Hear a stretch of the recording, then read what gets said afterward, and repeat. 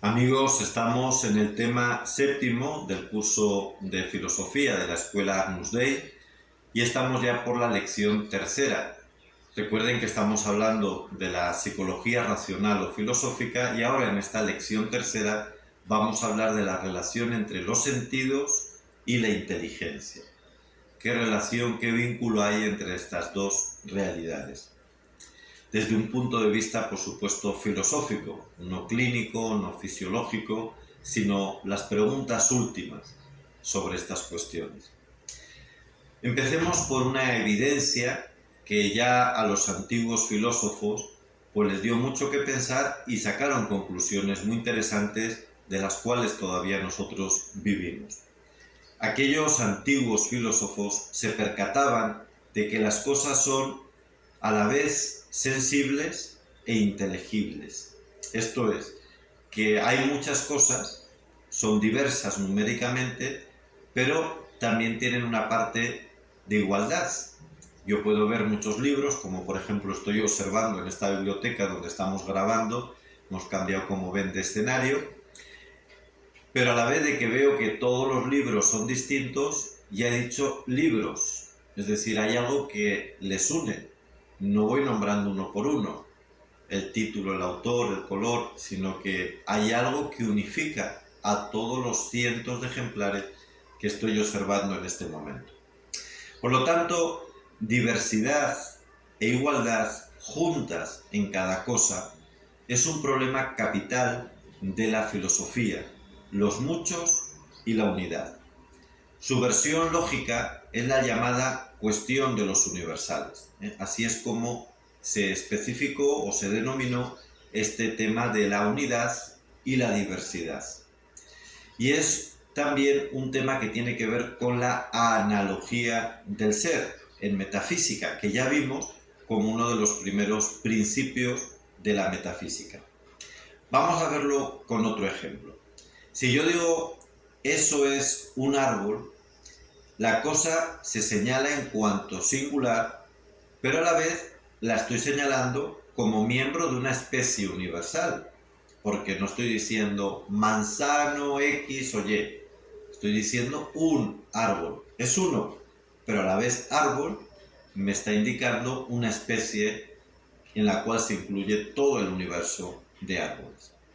El sujeto, por lo tanto, cada sujeto consta de un principio de individualización o singularidad, eso, y a la vez de un principio de universalidad, árbol, ser árbol. Y esto es una perfección que tienen todos los seres, una perfección esencial por la cual cada ser es inteligible. Si no tuviese ambas cosas, no podríamos conocer ni entender la realidad.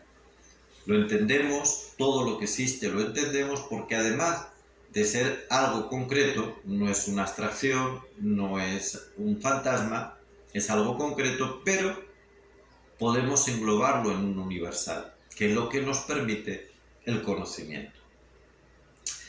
Al primero, al que hemos llamado principio de singularidad y concreción, también lo denominamos, así lo llamaron los filósofos antiguos, materia.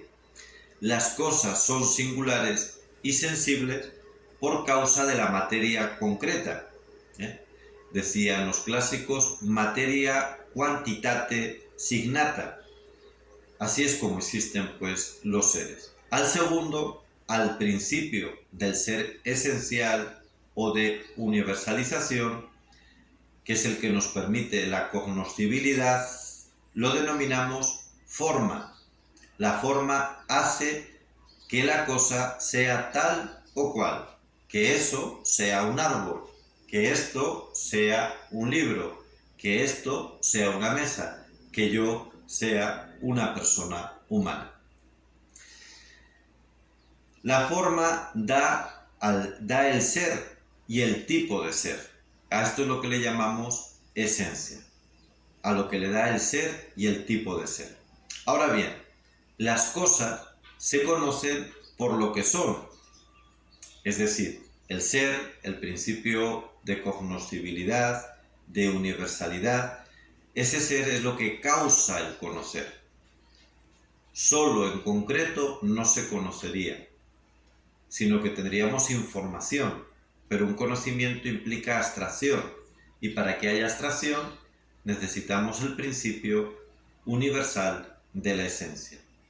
Luego la forma de todas las cosas, de todos los seres, es lo que hace ser reales a las cosas, ser de tal tipo, es decir, de tal naturaleza o esencia, y de ahí que sean inteligibles. Y solo de ahí, porque solo por la materia no serían inteligibles. Partiendo de la experiencia de que las cosas son sensibles, por una parte, pero a la vez comprensibles por otra, es decir, son plurales y a la vez iguales, según especies y géneros, vemos que deben ser compuestas de un principio de singularidad y otro de universalidad o identidad esencial.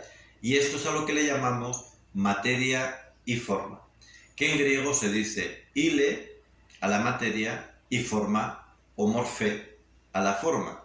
De ahí el nombre de la teoría aristotélica ilemorfismo, ilemórfico, compuesto de ile, materia, morfé, forma. Vamos a ver ahora otra distinción también muy importante en la psicología racional, que es el ser en potencia y el ser en acto. Igual que hemos visto que el principio de universalidad y el de singularidad constituyen los dos principios básicos de todos los seres y solo por ellos es posible el conocimiento, también estos principios son constitutivos, son estructurales de todos los seres y también fundamentales para el conocimiento. ¿Cómo se comparan, por ejemplo, entre sí la materia y la forma?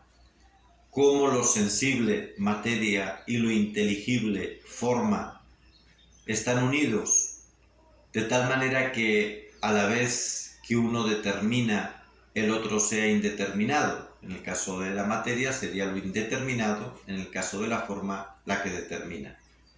La materia, en efecto, es un principio indeterminado, porque recibe de la forma la perfección de ser que le corresponde. La materia y la forma se comparan entre sí también como el ser en potencia y el ser en acto, esto es, como el ser imperfecto, que sería en potencia, y el ser perfecto o en acto. Materia y forma son elementos o principios constitutivos de las cosas, pero no son cosas. Si no, sería preciso volver a buscar otros principios constitutivos de estos principios y así ad infinitum, ¿no? ¿Cuál es el principio constitutivo de esto? Y de esto, y de esto. No son cosas, por eso no tienen un principio constitutivo detrás. Ellos son principios constitutivos básicos. Si los principios constitutivos de las cosas no son cosas, han de ser causas y elementos de los seres. El estudio de estos principios pertenece a la filosofía, no a las ciencias experimentales. Materia y forma no son objetos de las ciencias, sino de la filosofía. Y decimos que las cosas constan de estos principios porque las cosas son sensibles e inteligibles, singulares, pero a la vez universales. No lo decimos, sin embargo, porque sean principios que se puedan separar o analizar en un laboratorio. Eso no tiene sentido alguno y por eso no son objeto de las ciencias experimentales. Hasta aquí esta lección tercera.